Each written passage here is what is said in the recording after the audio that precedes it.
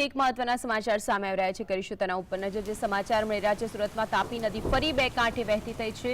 તાપી નદી ફરી બે કાંઠે વહેતી થઈ છે। જે દ્રશ્યો આપ જીએસટી પર એક્સક્લુઝિવ જોઈ શકો છો। ઉપરવાસમાં પડેલા ભારે વરસાદથી ઉકાઈ ડેમમાં પાણીની આવક થઈ છે। તેના કારણે તાપીનું જળસ્તર વધતા તાપી ફરી બે કાંઠે વહેતી થઈ છે। ઉકાઈ ડેમમાંથી 1,63,000 ક્યુસેક પાણી છોડવામાં આવ્યું હતું।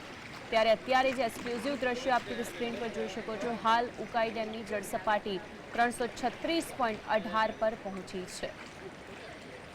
સુરતમાં તાપી નદી ફરી બે કાંઠે વહેતી થઈ છે અને આ દ્રશ્યો જોવા માટે મોટી સંખ્યામાં લોકો પણ ત્યાં ઉપસ્થિત છે। પરંતુ જે રીતે આ જે દ્રશ્યો સામે આવ્યા છે, ઉકાઈ ડેમની અંદર જે જળસ્તર વધ્યું તેના કારણે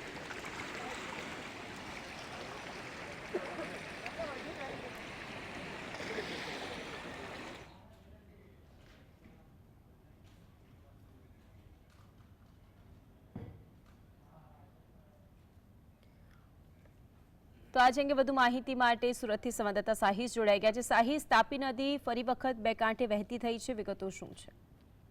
બિલકુલ, જે રીતના હવામાન વિભાગ દ્વારા પણ વરસાદની આગાહી કરવામાં આવી રહી છે અને ઉપરવાસમાં જે રીતના વરસાદ પડી રહ્યો છે, ઉકાઈ ડેમમાંથી પાણી છોડાતા હવે સુરતની તાપી નદી ફરી બે કાંઠે વહેતી નજરે પડી રહી છે। આપણે નાનપુરા નાવડી ઉવારા ખાતેના દ્રશ્યો બતાવવાનો પ્રયત્ન કરી રહ્યા છે કે સુરતની તાપી નદી ફરીથી બંને કાંઠે વહેતી નજરે પડી રહી છે। ઉકાઈ ડેમમાંથી 1,63,000 ક્યુસેક પાણી છોડવામાં આવતા તંત્ર હવે એલર્ટ મોડ પર જોવા મળી રહ્યું છે અને સાવચેતીના ભાગરૂપે માછીમારોને હવે દરિયો અને તાપી નદી ન છેડવા માટે એક સૂચન પણ આપી દેવામાં આવ્યું છે।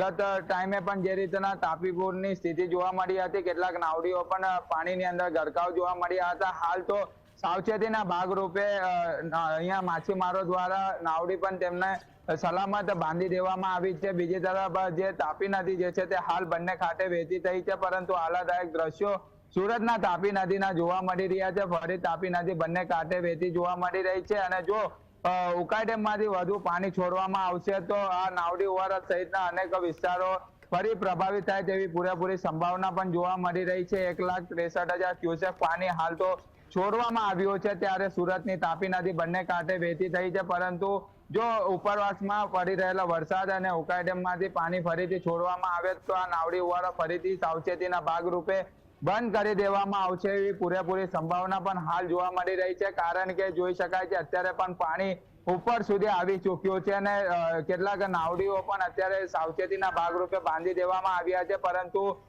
કોઝવેની પણ સપાટી વધી ચૂકી છે અને જે રીતના સુરત શહેરમાં પણ છૂટો છવાયો વરસાદ જે રીતના જોવા મળી રહ્યો છે, જિલ્લાઓની અંદર પણ વરસાદી માહોલ જોવા મળી રહ્યો છે। સાથે સાથે ઉકાઈ ડેમમાંથી પાણી છોડાતા હાલ તો સુરતની તાપી નદી બંને કાંઠે વહેતી જોવા મળી રહી છે। જી બિલકુલ સાહિસ, એક તરફ જ્યારે તાપી નદીની અંદર તાપી નદી બે કાંઠે વહેતી તે ઉકાઈ ડેમનું જે જળસ્તર વધી રહ્યું છે તે કઈ ખતરાની ઘંટી દર્શાવી શકે છે? મહત્વની વાત એ પણ છે અને અત્યારે જે લોકો ત્યાં આવી પહોંચ્યા છે ત્યારે તેને લઈને શું વિગતો છે?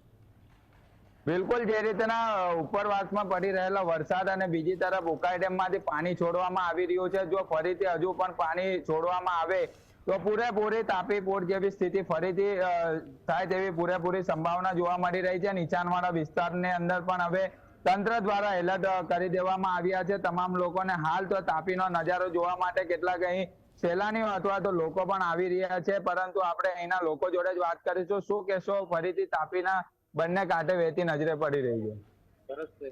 બંને કાંઠે વહી રહી છે તો ફરીથી તાપીપુર જેવી સ્થિતિ અત્યારે થઈ છે કે તાપી બંને કાંઠે વહી રહી છે તો બિલકુલ જોઈ શકાય છે, લોકો પણ અત્યારે નજારો જે છે તે નિહાળવા માટે અહીં આવ્યા છે, પરંતુ માનસી ચોક્કસપણે કહી શકાય કે જે રીતના ઉકાઈ ડેમમાંથી ફરી જો પાણી છોડવામાં આવે તો તાપીપુર જેવી સ્થિતિ ફરીથી સર્જાય અને નીચાણવાળા વિસ્તારોને પણ તંત્ર દ્વારા એલર્ટ કરી દેવામાં આવ્યા છે। જી જી, એક તરફ ભારે વરસાદની સ્થિતિ, બીજી તરફ તાપી નદી બે કાંઠે વહેતી થઈ અનેક વિસ્તારો એવા છે કે જ્યાં હજુ પણ પાણી ભરાઈ જવાની સ્થિતિ સામે આવી છે। સવારે જ ઉધના વિસ્તારની પરિસ્થિતિ પણ આપણે જોઈ, ત્યારે હજુ કયા એવા વિસ્તારો છે કે જે સૌથી વધારે પ્રભાવિત થઈ શકે?